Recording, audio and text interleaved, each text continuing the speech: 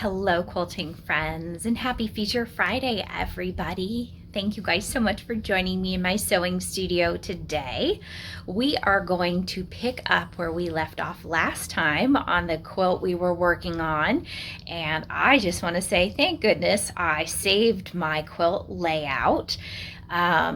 We had a storm roll in and I needed to shut down my machine and my robotics pretty quickly because there was a lot of lightning and thunder.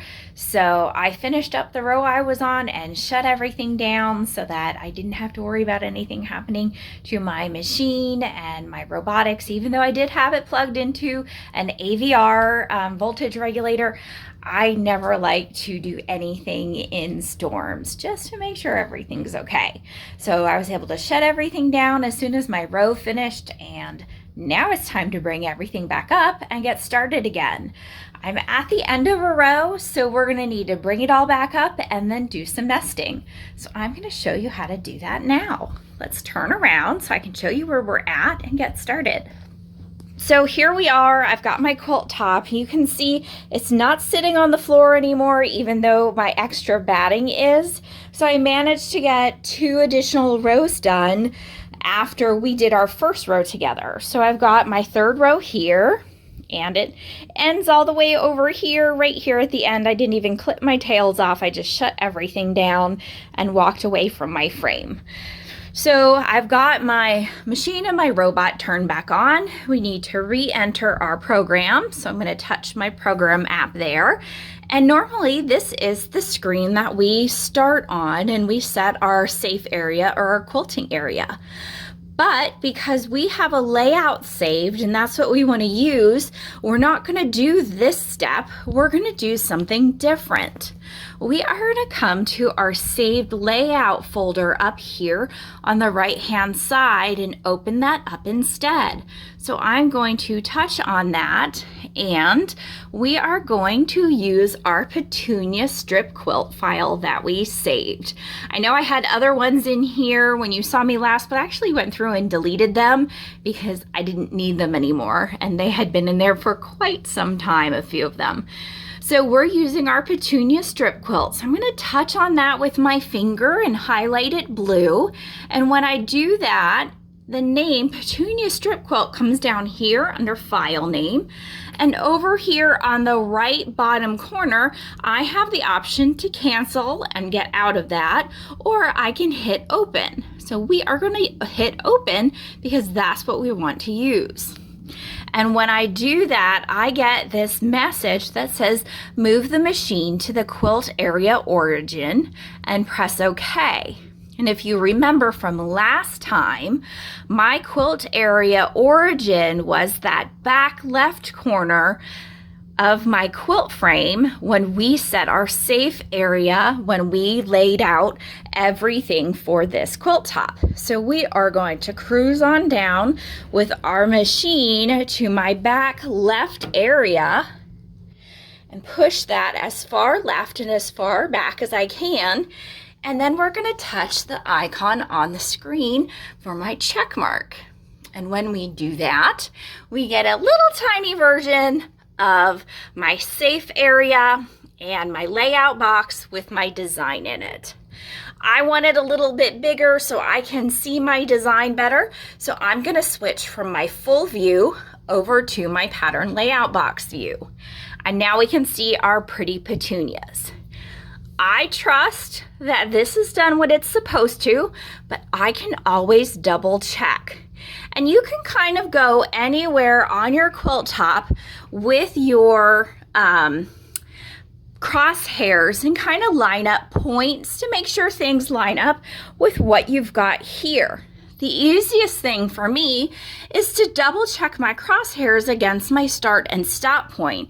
And then I kind of know that I'm lined up really well and I hit my point of origin well. So I'm going to take my crosshairs on the screen and move them to where they line up with my start point. And if I do that and I'm lined up here on my display, if I look down here on my quilt, I should be pretty lined up with the start of my stitching. And I am pretty spot on there. I'm going to do the same thing. I'm going to line my crosshairs up with the stop point of my design, my little red square there, and get that set to where my pattern would end, and just double check that that is where things are ending here on my quilt top. Let's see. And I'm just gonna get that in place here and see how close I am here. Let's see, I'm just a little bit off. Let's see how much.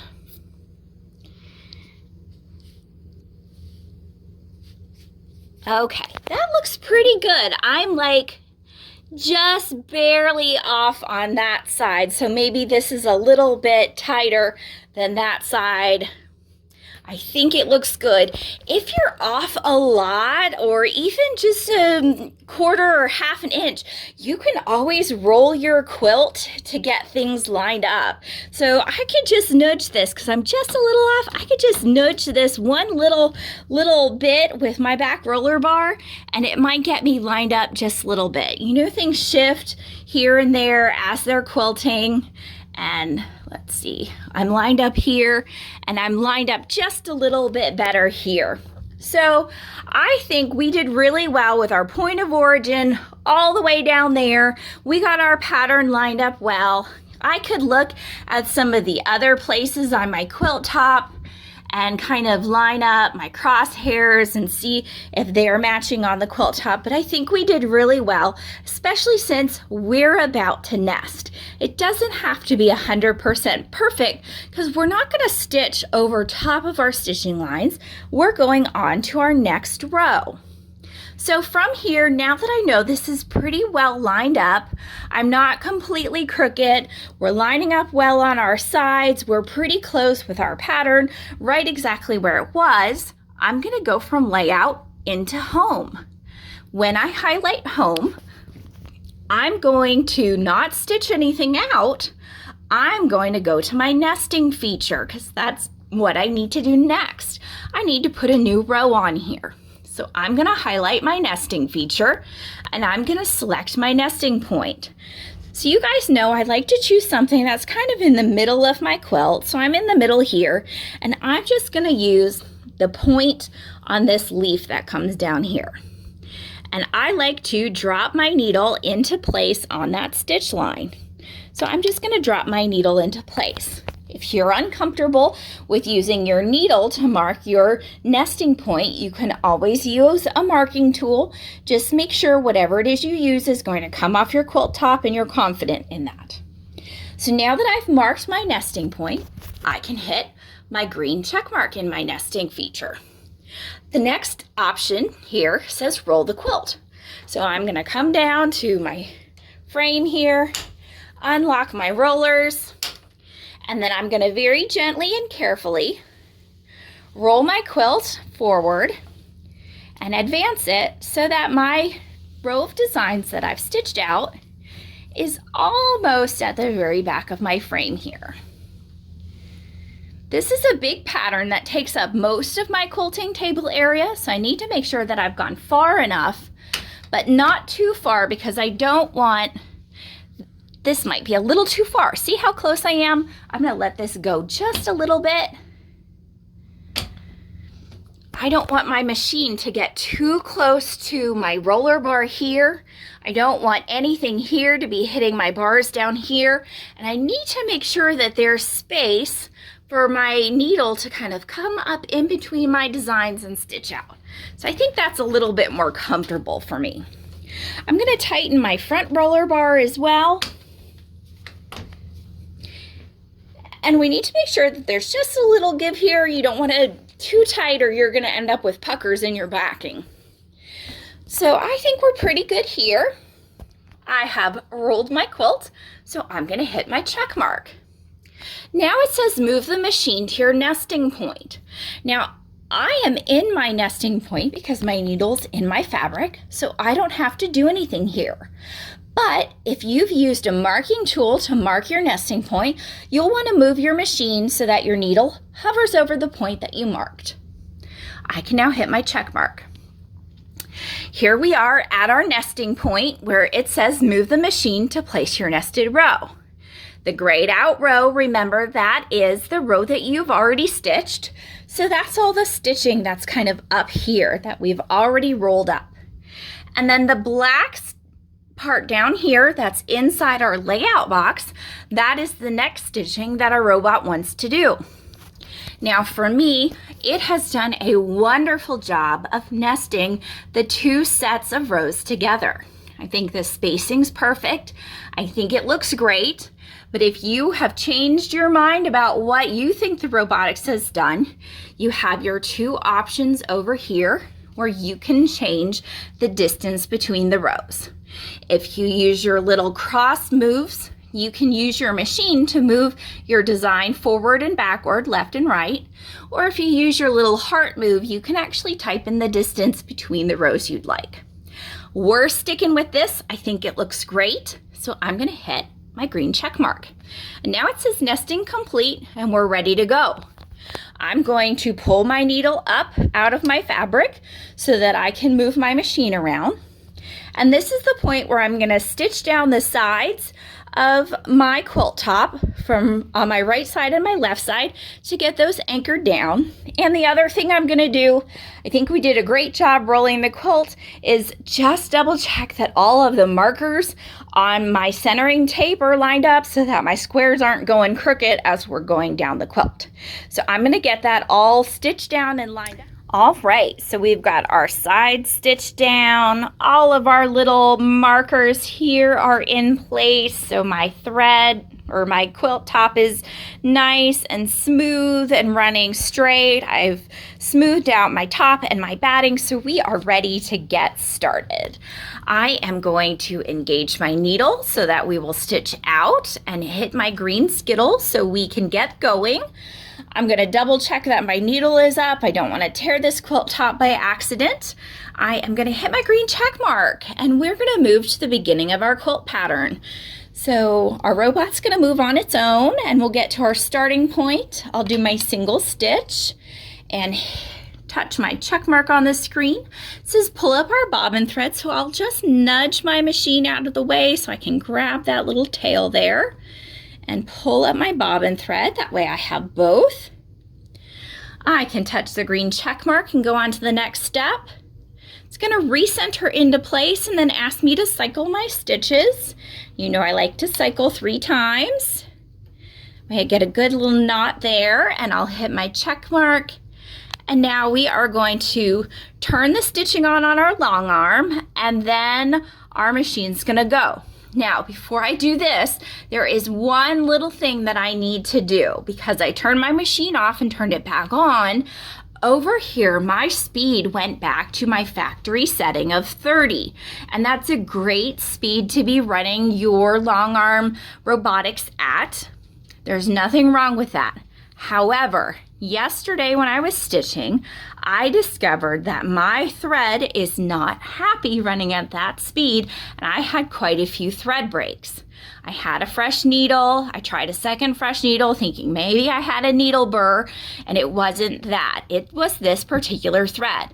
It's very slick and very thin, and it just didn't like running at that speed. So I'm actually going to use my little down arrow here and go down to a speed of 20, where it was much happier running at that speed.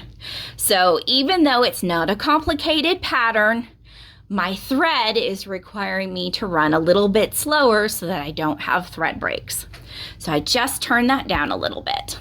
Okay, so I'm going to turn my stitching on my handlebars here, hit my green check mark, and off we go.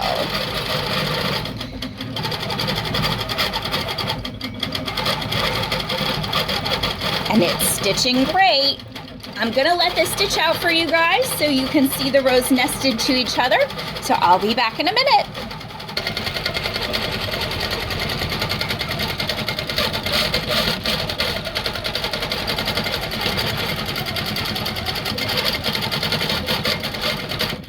All right, we are done with our stitching on our row. So I'm gonna turn my stitching off cycle my needle so I can tie that off, and we are done with our nested row. And you can see just how nice, you cannot even tell that there are two different rows here. It is so seamless how well those went together, and I am really happy. I think we were pretty spot on with lining up our point of origin and getting our rows lined up because it looks really nice. I am so happy with this. So I am gonna keep on nesting some rows on here so that I can get towards the bottom of this quilt.